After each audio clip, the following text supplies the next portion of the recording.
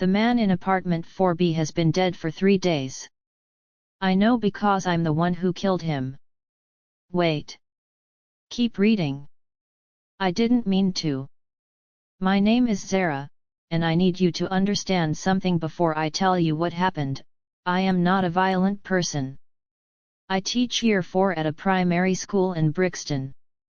I grade spelling tests on Sunday evenings with a cup of chamomile tea. I once cried at a nature documentary about sea turtles, not a little, either. Full sobs, tissue, the whole thing. Whatever image you've built in your head of someone who does what I did, I'm asking you to replace it with a 28-year-old woman in a damp coat who just wanted to go to sleep. The problem is that wanting something and being able to have it are two different things. I've known this my whole life and I still somehow keep being surprised by it. This is how it started. It was a Thursday in November, the kind of grey and relentless that London does better than anywhere else in the world. I'd had a staff meeting that ran 50 minutes over schedule, a child vomit incident during arts and crafts, not my child, but my floor, which is somehow worse, and a phone call from my landlord about a leak above the kitchen ceiling that had, in his words, probably been there a while. By the time I got back to Caldwell House, I was carrying 3 bags of unmarked exercise books, a bottle of wine, and what felt like the entire accumulated weight of a life that had slightly gone wrong somewhere around the age of 24 and never quite corrected. Caldwell House is a mid-rise block on Cold Harbour Lane. 7 floors, no lift half the time, a lobby that always smells of someone else's cooking garlic on Mondays, something fried on Fridays, a mystery smell on Wednesdays that nobody has been able to identify. I've lived in flat 3C for 2 years. It's small. The bathroom tiles are a shade of green that I think was briefly fashionable in 1987. The neighbor in 3D plays guitar very badly on Tuesday evenings and is apparently immune to any amount of polite notes. The boiler makes a sound like a large animal settling into sleep. But the rent is manageable, the commute is good, and when the sky clears and the light comes through the kitchen window at the right angle in the morning, there is a small and specific happiness that I have come to rely on. You learn to rely on small happinesses when you're 28 and living alone. Otherwise, what's the alternative? I got into the lift on the ground floor. Pressed 3. The lift groaned upward in the way it does, like it's personally offended by the request. Stepped out when the doors opened. Walked to the end of the corridor. Unlocked the door. Went inside. That part I remember clearly. Everything after it, I am still trying to piece together. The flat was wrong immediately. I noticed it the way you notice things when your brain is tired and running on fumes slowly, with a delay, like subtitles that aren't quite syncing with the audio. The shoes by the door weren't mine. Men's trainers, size 10, white with a blue stripe, slightly worn at the heel. I remember staring at them for a long time before my brain offered a useful response, which was simply, "Those are not your shoes." The coat on the hook by the door was also not mine. Dark green. Canvas. The kind with a lot of pockets. Not a woman's coat at all. I stood in the hallway with my 3 bags and my wine and a slowly mounting comprehension that something was off. And then I heard a sound from the living room. A television. The low, tinny sound of a football commentary. Someone was saying, "And that's a yellow card for Salah," with the particular urgency of someone who finds yellow cards for Salah genuinely significant. My brain did what brains do in these situations and produced an extremely unhelpful set of options. Option A, you are being robbed, but the robber has stopped for a bit to watch the match. Option B, you have finally snapped from a combination of vomit and a landlord's indifference and are now hallucinating. Option C, this is not your flat. It was option C, obviously. I had gotten out of the lift on the wrong floor.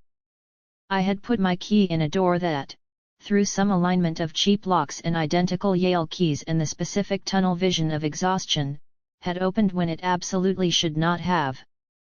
And now I was standing in a stranger's hallway with my bags and my wine and no good way to explain myself. I backed up immediately. 1 step, 2 steps, toward the door I'd just come through. My hand found the handle. I pulled. Locked. I tried again. Same result. It had latched behind me when I came in. These old doors do that, spring back into the frame, catch the latch. I needed the key release on the inside. I turned back to find it, and that was precisely the moment the man appeared in the doorway to the living room. He was tall. Late 30s, maybe 40. Dark hair, a few days unshaved. He was wearing a grey t-shirt and joggers and holding a bottle of beer, and he looked at me the way you look at something that your brain genuinely refuses to classify. Not afraid, not angry, not even particularly alarmed. Just completely and utterly bewildered. Like someone had paused his evening and inserted a strange woman into it and he was waiting for the explanation. We stared at each other. "How did you get in here?" he said. His voice was low, flat with confusion rather than threat. "Wrong floor," I said. "I'm so sorry. My key fit your door. I think I'm in 3C, I thought this was. This is 4C. I pressed 3. He looked at the beer in his hand, then back at me, as if consulting the beer for perspective. "The lift buttons stick," he said, after a pause long enough that I'd started to wonder if he was going to call the police. 3 and 4. They stick together sometimes. You get out on 4 when you meant 3. That's okay. That makes sense. I'm so sorry, I need to get back out, if I could just get to the door release." He stepped back into the hallway, unhurried, and reached past me to the door close enough that I could smell whatever he'd been cooking, something with garlic and herbs, and with the easy authority of someone who knew every quirk of their own lock, twisted the release and pulled the door open. Cold corridor air came in.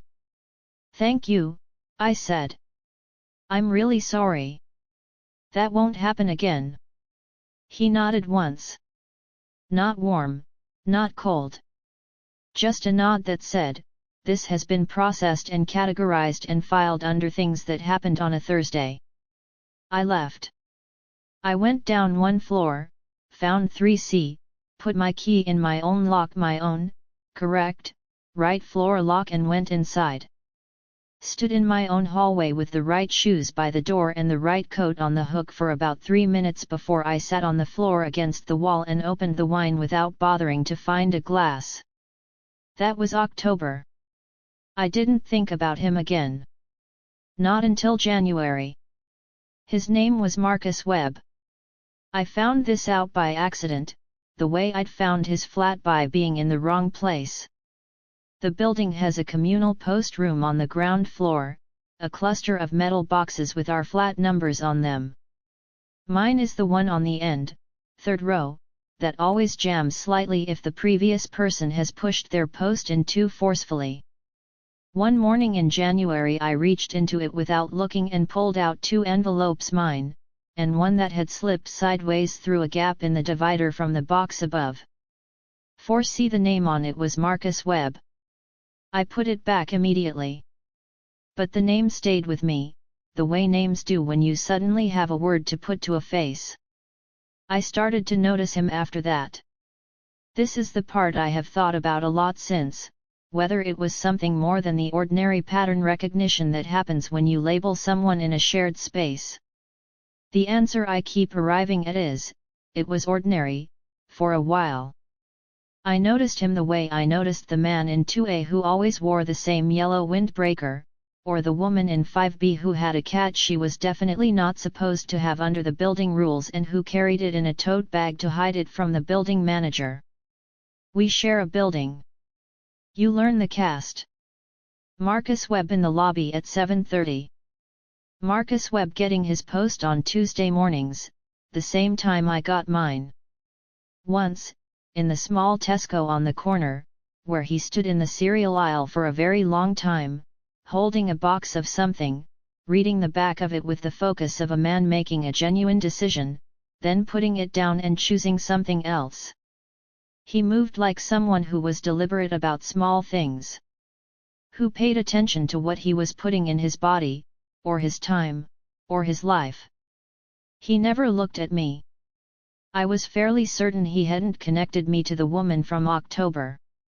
That woman had been wet-coated and flustered and apologizing before she'd finished forming her first sentence. I am, in the mornings, rather more composed. In January he started leaving the building at the same time as me. 7:40, or close enough. A few times we ended up walking to the bus stop together, not exactly, but parallel, going the same direction at the same pace, without either of us deciding to make it a thing. He didn't initiate conversation. Neither did I. But twice, when the light changed, and we both stopped at the crossing, I was aware of him the way you're aware of someone in close proximity when you don't have a social script for what you are to each other. The first time he spoke to me at the bus stop was a Wednesday morning when it had been raining since approximately the previous geological era and the bus was 8 minutes late. He looked at the sky and said, very quietly, as though talking to himself, "This is a completely unreasonable amount of water to put in the air."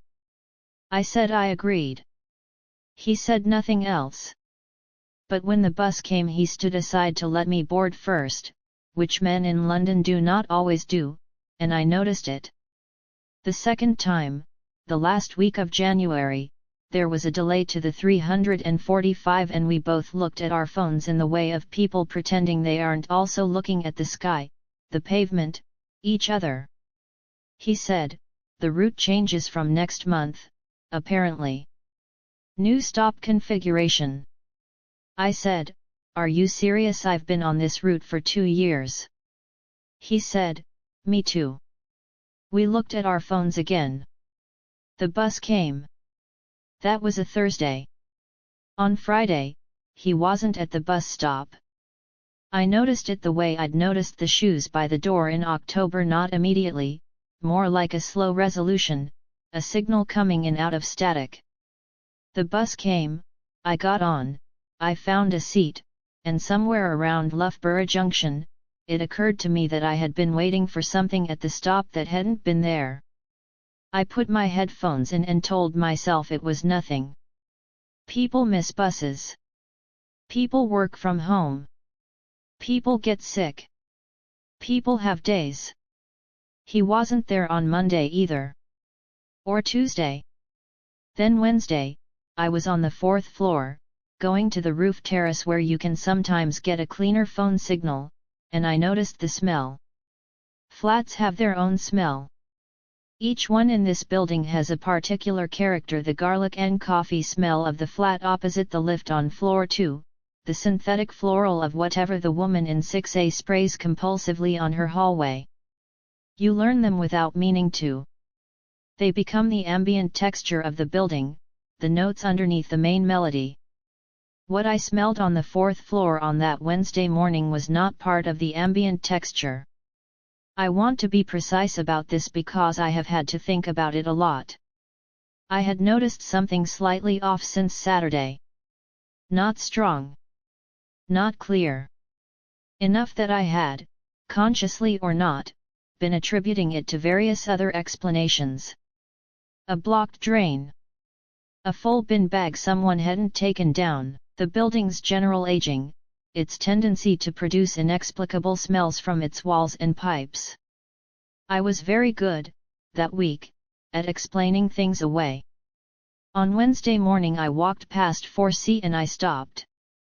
I stood there in the corridor for a long time. Long enough that the lights on the motion sensor turned off and I was standing in the dark without moving. I thought about Marcus Webb not being at the bus stop since Thursday. I thought about the fact that I had not seen him in the lobby, or the post room, or the Tesco. I thought about the way I'd explained the smell to myself for 4 days and how that explaining had always required just a little more effort each time. I took out my phone. I don't remember what the 999 operator sounded like. I remember that I had to repeat my address twice. I remember that I said I think something might be wrong rather than I think someone might be dead because some part of my brain was still holding back from the full shape of what I believed. The police came. They brought the building manager for access. I stayed in the corridor and waited, and I listened to the sounds that happen when people go into a flat where something has happened, and then the specific sound of voices changing a shift in register, a kind of held-down urgency that tells you the worst thing has been confirmed. Marcus Webb. Dead. The post-mortem would later indicate it had been 3 days. So Thursday evening, give or take. The last day I'd seen him at the bus stop had been the morning of the day he died. A detective came to take my statement.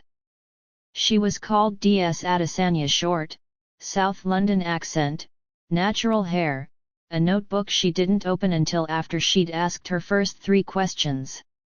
She had the particular quality of stillness that I have since learned means someone is listening to you much more carefully than they appear to be. She listened like she was recording. Not just the words. The pauses. The order. The things I chose to lead with versus the things I came around to later. You said you noticed the smell a couple of days ago, she said. I wasn't sure what it was, I said. I thought maybe rubbish. Or a drain. But you didn't report it then. No, I didn't think it was. I stopped. Started again. I talked myself out of it. She wrote something down. And you know Mr. Webb how? I don't, really. I accidentally entered his flat once, in October. Wrong floor. My key fit his door. Somehow the locks in this building are very old, I think they're not fully keyed differently, or something had worn down. It was an accident. He confirmed I was on the wrong floor and let me out. She looked up. Your key fit his door. Once. Incorrectly. I think it was a combination of the cheap lock and the way I pushed the door. It wasn't a proper fit. He couldn't get back in with it. It just caught the mechanism on the way in. She wrote something else. Did you have any contact with Mr. Webb after that? Not contact exactly, we shared the bus stop sometimes. We exchanged a few words here and there. We barely spoke. Can you tell me when you last saw him? Last Thursday morning, I said. At the 345 stop. He was there, and then Friday he wasn't. I noticed that he wasn't. She looked at me for a moment, not unkindly, but with the quality of attention that makes you want to produce a full alibi for every hour of the preceding week. Thank you, Ms. Whitmore. Zara Whitmore. She wrote that down too, in careful letters, and underlined it once. I told myself it wasn't my business. People die. It is a tragedy, and it is also a fact of the world, and I had called 999 the moment I was sure, which was the correct thing to do, which meant I had done the right thing and could return to my life. I went back to my flat, made 3 cups of tea and drank one of them, and did not mark a single exercise book. I kept thinking about the way DS Adesanya had underlined my name. She came back 3 days later. She was alone this time, no uniformed officer in the corridor, no radio crackling. Just her and her notebook, and the particular quality of someone who has more questions than she had the last time. She sat down in my living room on the small sofa and looked around at my bookshelves and my sea turtle documentary paused on screen and my stack of Year 4 spelling tests, and she seemed to be cataloging all of it. Not intrusively. Just carefully. How well did you know Marcus Webb's routine? She said. I felt something cold arrive very precisely in the center of my chest. Not well, I said. I'd see him sometimes. The bus stop, the lobby. I knew he left the building around the same time as me. That's about it. You mentioned that you noticed he wasn't at the bus stop. Yes. On Friday specifically. The day after you last saw him. Yes. That's quite specific, she said, for someone you barely knew. I notice patterns, I said. I'm a teacher. Your whole job is tracking who's in the room and who's missing. She nodded, writing something. Ms. Whitmore, when the building manager examined the door to flat 4C in the course of the investigation, he found something of interest. There were marks on the lock. Fresh marks. Consistent with someone inserting a key that wasn't quite the right key and applying some pressure trying it more than once. The room was very quiet. Outside, a bus went past. Someone in the building above me walked across their floor. I put my key in his lock in October, I said. By accident. Once. And after October? No. You didn't try to enter his flat at any point between October and Sunday. No, I said. She looked at me steadily.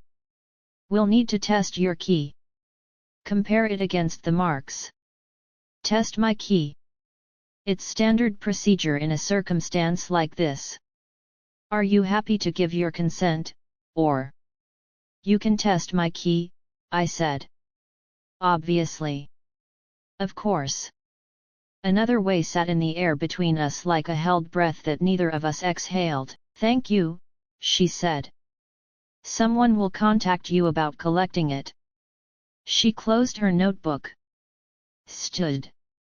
Looked at the sea turtle documentary on the screen for a moment. The turtle was mid-swim, legs moving with the unhurried efficiency of something that has been doing the same thing for 100 million years.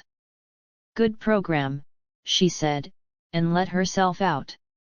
What I have not told DS Adesanya, and what I am going to tell you now, is what happened in the 36 hours between Thursday morning at the bus stop and Sunday afternoon in the corridor outside 4C. On Thursday evening I couldn't sleep. This was not entirely unusual. I am a bad sleeper at the best of times. My brain does a thing at night where it decides that darkness and silence are the perfect conditions for reviewing every slightly embarrassing thing I've said since 2017. But Thursday night was specific. Thursday night was a particular kind of awake, the kind that comes when something is wrong and you haven't let yourself name it yet. I lay in bed and I thought about Marcus Webb not being at the bus stop. I thought about the smell in the corridor that I'd noticed for the first time on Saturday and had been explaining away for 5 days. I thought about October, and the shoes by the door, and the canvas coat with all the pockets, and the way he'd reached past me to the door release without really looking at me. A man who found it easy not to look at people, I had thought then. Who kept his attention to himself. At approximately 2 a.m. on Friday morning I got up. I don't remember deciding to. I want to be clear about that, not as an excuse, because I understand it doesn't function as one. I just want to be accurate. One moment I was lying in bed with my thoughts doing laps and the next I was standing in the corridor in my dressing gown and my old slippers and I had my keys in my hand. I took the stairs to the 4th floor. The stairwell at 2 a.m. is a different place from the stairwell at any other time. The lights are dimmer, the building sounds are louder, all the pipes and the settling and the breath of the structure itself. My slippers were quiet on the concrete. I reached the 4th floor and walked to 4C and stood outside the door. I need you to understand what I was thinking, or trying to think. I was telling myself I would knock. I was telling myself it was concern, normal, human concern for someone I had noticed wasn't where they usually were. I was telling myself that the worst that could happen was he'd open the door and look at me the same way he'd looked at me in October, bewildered, unbothered, processing. I didn't knock. Instead, and this is the part I have turned over and over, I put my key in the lock. I know. I know. In the full light of day, with everything that has happened since, I know exactly what that looks like, and I have no adequate explanation for why I did it except that it was 2 a.m. and I was frightened about something I couldn't name, and the body sometimes acts before the brain has finished its paperwork. The key didn't fit. Of course it didn't. The October entry had been a fluke, a one-time alignment of two worn-down mechanisms, the kind of thing that couldn't be replicated. I pushed the key in, felt it caught halfway, jiggled it the way you do when you know it's wrong but some part of you wants to be proven wrong about it being wrong. It went no further. I stood there in the corridor at 2 a.m. in my dressing gown outside a flat where a man was already dead, though I did not know this yet, not with certainty, not with words, and I became suddenly, coldly aware of what this scene looked like from the outside. A woman. A door. A key that didn't fit. The marks it might leave on a lock that someone might later examine. I went back downstairs. I did not sleep. I lay in my bed until 5:30 and then got up and made coffee and sat at the kitchen table and watched the sky get light above the rooftops and tried to decide whether what I had done was something I needed to tell anyone about, and kept arriving at the same answer, which was, it would be very hard to explain. And the harder it was to explain, the more it would look like something that needed explaining. I have not told DS Adesanya about 2 a.m. Friday morning. I have thought about this decision every single day since. The key test came back 4 days after she collected it. DS Adesanya called me on a Wednesday evening while I was marking books, and I fumbled for my phone so fast I knocked the red pen off the table. "Ms. Whitmore," she said. "I wanted to update you."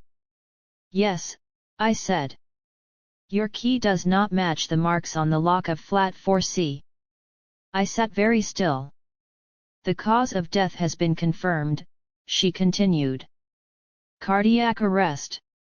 Hypertrophic cardiomyopathy, a condition of the heart muscle. Undiagnosed. Mr. Webb had had it for some time, according to the post-mortem. These things they can go undetected for years." "Right," I said.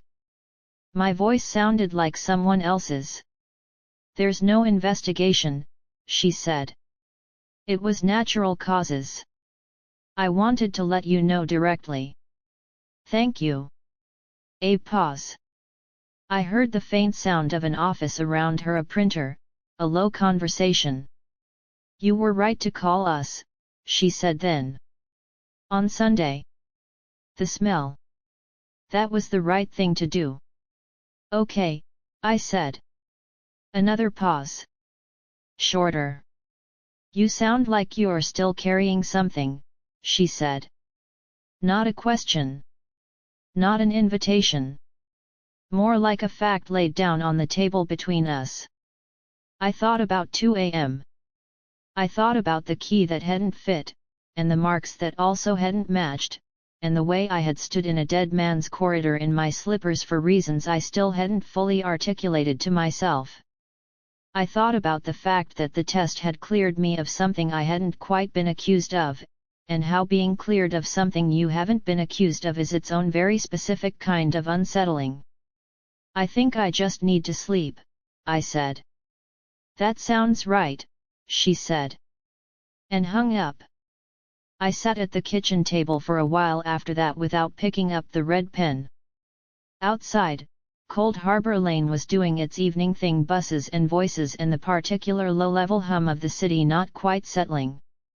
The exercise book in front of me had a drawing on the cover, a child's version of a house with improbably large windows and a sun in the corner. Inside it, a story I had not yet read. I picked up the pen.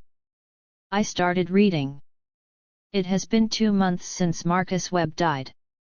His flat has been emptied. I heard the sound of it on a Saturday afternoon, men's voices through the ceiling, the hollow acoustics of a room becoming a room again instead of a home. I haven't gone up to the 4th floor unless I've had to. The lift buttons have been fixed, 3 and 4 no longer stick. Someone finally attended to it, possibly motivated by the events of January. I take the lift and press 3 and get out on the right floor, and it is a small and functional miracle every time. I started going to the bus stop earlier.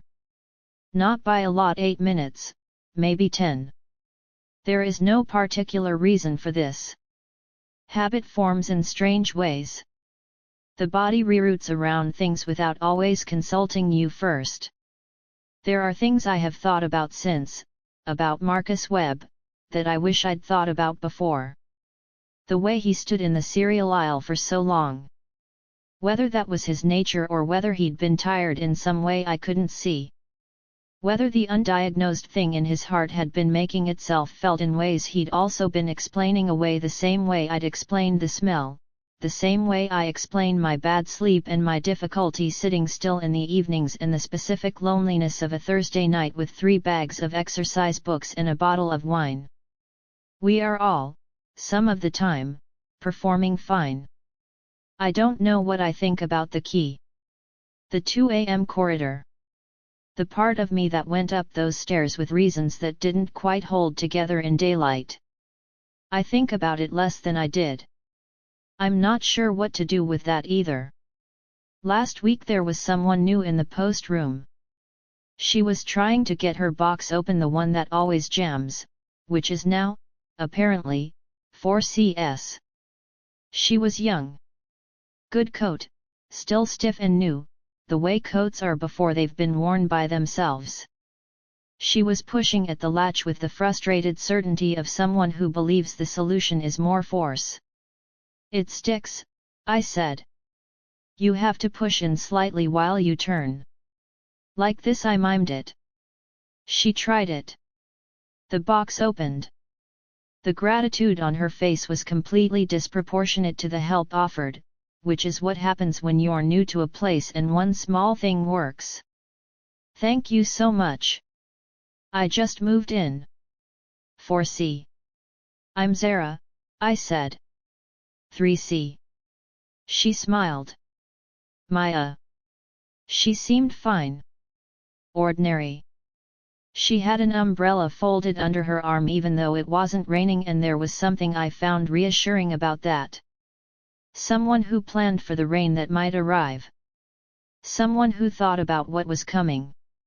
Welcome to the building, I said. The lift buttons are fine now, but the boiler makes a noise at about 3 a.m. that sounds like something structural but isn't. And the phone signal on 4 is better near the window. She looked at me with the slight surprise of someone receiving more than they'd expected. Thank you, she said. That's really helpful. I walked away. In the lift I pressed 3. The button went in clean and stopped exactly where it was supposed to. The doors opened on the right floor. I walked to 3C and put my key in my own lock. I thought about Maya in the flat above me, figuring out where the light switches were, discovering which window didn't close properly, and learning how long the water took to run hot. She would stand in the hallway with a bag, and the specific relief of a door closing behind her, and call it home. She would do that in the way everyone does over time, in layers, by returning to a place enough times that it begins to know you back. She didn't need to know what came before. Whatever Marcus Webb's life had been in those rooms, whatever grief, or quiet or peace, it had been his, and it was over. The flat was hers now. That is how these things work. People leave and people arrive, and the building keeps going. I put the kettle on. I sat at the kitchen table. I picked up the first exercise book in the pile. My favorite animal is a sea turtle, wrote a child called Olivia, in letters that were uneven but getting more certain every week, the handwriting of a person who was still figuring out what she wanted to say but not afraid to say it anyway. Because they are very old and they always find their way home. I sat there for a while with that. Just sat. The kettle boiled and I let it cool slightly the way I always do because I prefer my tea at a temperature that won't scald. Outside, London was being grey and relentless in the particular November way that by now, after 28 years, I have come to understand as its own kind of affection. The light through the kitchen window was exactly the wrong angle for this hour. Upstairs, I heard a floorboard. Just one. Someone learning where they were. I made tea. Picked up the red pen. Drew a small tick next to favorite because the spelling was right even if the handwriting was still finding its footing, and wrote brilliant work, Olivia in the margin, because it was, and because some things deserve to be said plainly. I kept going. If you made it to the end, thank you so much for listening. If this story made you feel something, share it with someone who deserves a little romance today. New stories every week. Subscribe so you never miss one. Full video on my YouTube channel Tales Heaven.